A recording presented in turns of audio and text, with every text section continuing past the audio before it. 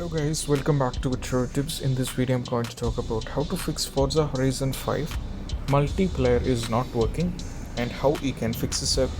So let's dive into it. So the first one, you just have to go over here on the search and click on control panel. Now from here just have to go for network sharing and center. From here you just have to go for the internet connection, which is Wi-Fi over here on mine. Now from here go to properties. Now from here we'll be having Internet Protocol version 4 TCP. You just have to right click and go to properties.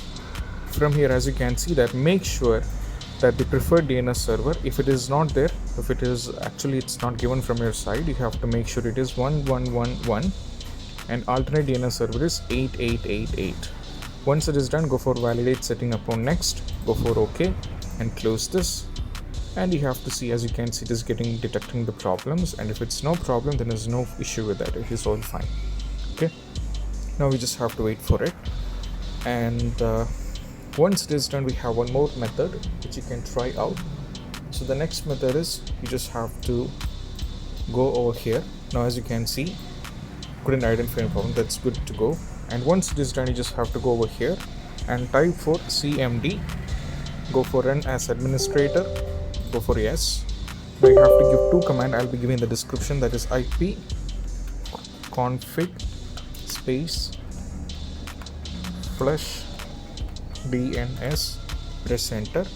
Now as you can see, this is resolved successfully. Now we have one more, netsh space winsock reset, press enter. Now you have to do a restart so that the process will be complete. So let me go over here and do a restart, and most probably after restart you have to play the game and the issue will be completely fixed. So this is about how you can fix multiplayer problem on Forza Horizon, and I hope this video is helpful. If you find this video helpful, don't forget to subscribe and click on the bell icon for more notification. See you soon in the next video. Peace out.